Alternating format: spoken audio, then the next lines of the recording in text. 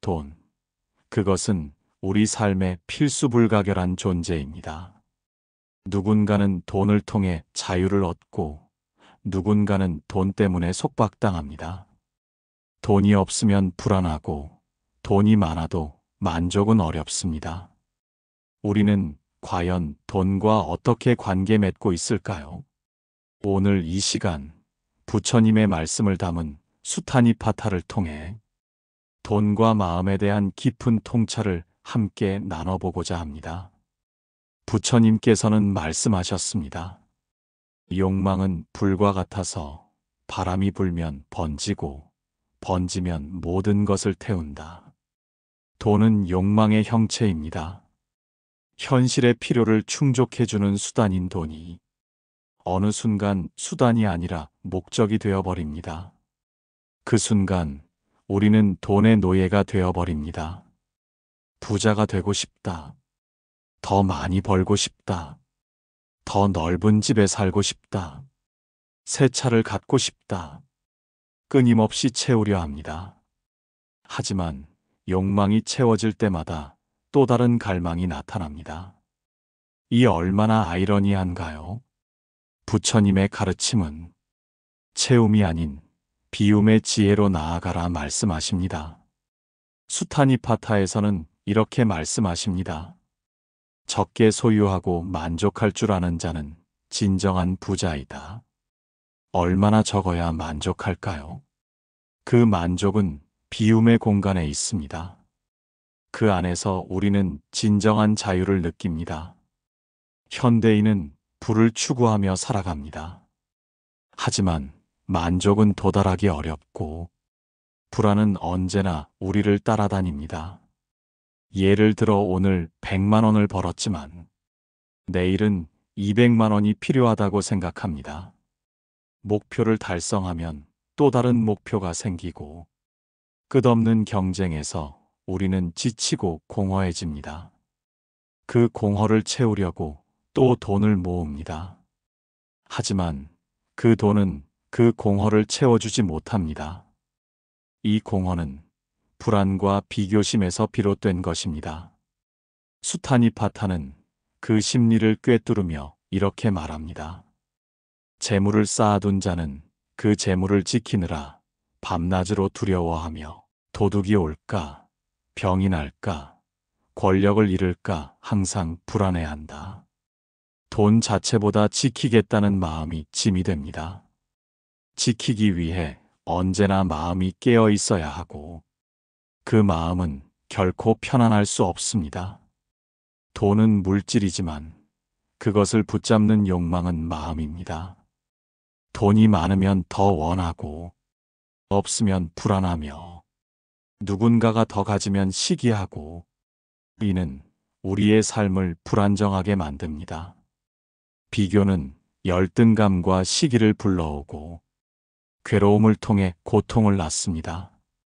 우리는 욕망이라는 감옥에 스스로 들어가 문 밖의 풍경도 보지 못하고 갇혀 살아갑니다. 부처님은 이런 괴로움에서 벗어나는 길로 적정과 만족이라는 길을 제시하십니다. 하루 한 끼로도 감사할 줄 알며 작은 지붕 아래에서도 따뜻함을 느끼고 남이 가진 것보다 내가 가진 것에 집중하는 마음. 이것이 수행자의 마음이며 진정한 부자의 마음입니다. 외부 조건에 흔들리지 않는 온전한 평온이 바로 그 마음입니다. 수타니파타는 또 말합니다. 많이 가지려 하지 말고 탐욕을 줄이고 만족을 알아라. 그것이 곧 고요함을 가져오고 고요함은 지혜를 낳는다. 고요함이 필요합니다.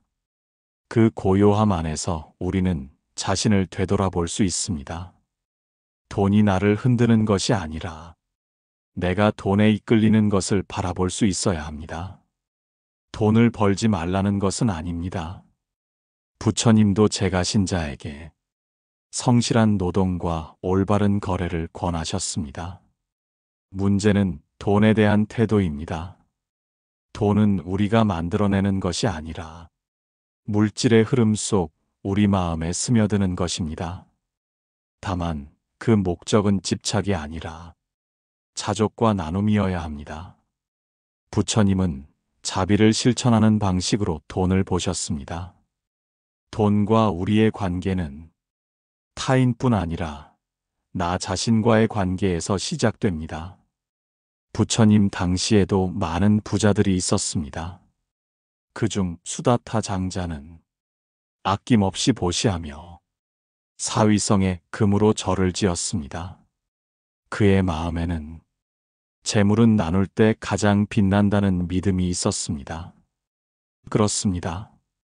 돈은 모으는 것보다 나눌 때, 집착할 때보다 흘려보낼 때 그 가치가 빛납니다. 돈은 나눌 때 타인의 삶에 작은 희망이 됩니다. 우리가 왜 돈을 버는지, 무엇을 위해 사는지 스스로에게 질문을 던져야 합니다. 돈은 나와 남, 세상을 잇는 다리일 수 있습니다. 욕망은 결핍에서 시작되고 결핍은 비교에서 나오지만 삶을 있는 그대로 받아들일 수 있다면 욕망은 서서히 사라집니다. 오늘의 나는 어제보다 부족한가요? 아니면 어제보다 평온한가요? 그 대답이 우리와 돈의 관계를 보여줍니다. 수타니파타는 말씀하십니다. 탐욕 많은 자는 지혜를 보지 못하고 자비를 실천하지 못한다. 그 마음은 언제나 흔들리고 고요함을 알지 못한다. 부처님 가르침에서 자비는 타인을 이해하는 힘이 아니라 자신을 돌보는 태도입니다. 자비는 나를 내려놓고 타인을 세우는 따뜻한 시선입니다. 자비와 돈은 어울리지 않을 것 같지만 진정한 자비는 집착 없는 소유에서부터 시작됩니다. 내가 가진 것을 나눌 줄 아는 마음, 내가 쓰는 돈이 누군가에게 해가 되지 않도록, 그것이 자비입니다. 당신이 오늘 쓴 10,000원이 누군가의 밥 한 끼가 된다면 그 돈은 수행이 됩니다. 마음을 비우는 자비의 순간이 됩니다. 욕망을 잠시 내려놓고 작은 행복에 고개 끄덕였다면 그 마음은 이미 해탈을 향해 걷고 있는 길입니다. 우리 모두는 물질의 시대에 살아갑니다. 하지만 중심에는 여전히 마음이 있습니다. 돈의 흐름 속에서도 마음을 잃지 않고 자비를 실천하는 것, 그것이야말로 부처님이 바라신 삶입니다. 부처님께서는 말씀하셨습니다. 탐욕을 버린 자는 강처럼 흐르고 구름처럼 흩어지며 아무 것에도 집착하지 않는다. 그 마음은 물들지 않는다. 이 말씀은 자유롭고 흐르는 마음을 가리킵니다. 돈을 벌되 물들지 않고 돈을 쓰되 끌려가지 않으며 돈을 보되 속박당하지 않기를. 돈이 주는 유혹 속에서도 우리는 수행자입니다. 돈은 도구이지 마음이 아닙니다. 현대인의 삶에서 돈은 곧 성패의 척도입니다. 학벌, 직업, 수입은 인맥과 자존감에 영향을 줍니다. 성공 척도는 언제나 외적 기준에 의해 재단되고 돈 중심의 삶은 우리를 경쟁과 비교 속으로 밀어넣습니다. 내가 조금이라도 뒤처질까봐 초조해하고 남보다 앞서기 위한 쌓기는 끝이 없습니다. 그러나 불교는 그 반대의 길을 가르칩니다.